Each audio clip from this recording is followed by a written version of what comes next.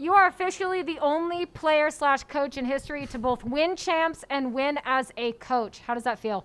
It feels really good. You know, I've had back-to-back seconds before this one, and as a coach, I mean, you put a lot of time in behind the scenes with coaching players, and you can see them like grow from the day one that you start coaching them to now. But with this team specifically, it was really, really special because we had last year where we fell short, and you know that was in the back of our minds all year. And to be able to work as hard as we did, and to watch these players grow, just not even as competitors, but just as people in general, and just grow up into more of an adult and just become some of the best players outside a game and inside a game has just been awesome. So to see them grow and be that's enough. I don't even care about the rings, to be honest. I care about them just being the best that they can be.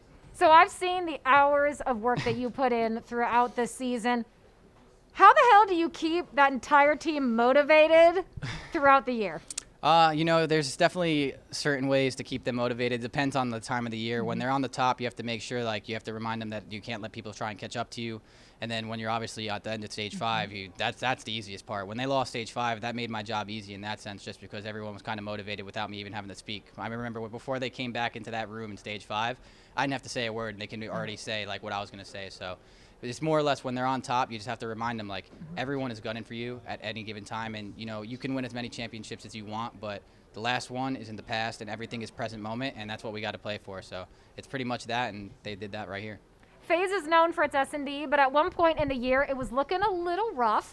So that's when you decided to bring in Tupac to be your S&D coach. Yeah. So why did you guys make that decision, and how do you feel it's played out? So, I mean, we started off the year, I think, probably one of the best S&D teams in the game in stage 1. And then we had that falter in stage 2, and we just talked about it. And when we won stage 1, I actually brought up the idea of potentially getting, you know, Tupac as our S&D analyst, not because we needed it, but just because he's such a good S&D mind. And I think having more eyes on the gameplay can never hurt. And he's also a really good person. He's really good friends with Abizi. He can get through to these players, and coaching's more of you know, personality management than it is like just knowing the game, right? So I thought he'd be a good fit, and then we actually sucked at S&D, so it was perfect. And then honestly, I just like having people around me that can also, you know, respect me, I respect them, and just try and make this team the best that they can be. And you know, I've got a lot of weird comments this year about like needing more people to coach a team and not just myself. I would always want them to be the best players they can be. This team has nothing to do with me ever. So I don't know. I'm just happy that we have him on a team. He's probably one of the hardest workers behind the scenes. He's helped us so much tremendously this year, and he's just great. What has Arcides brought to the team?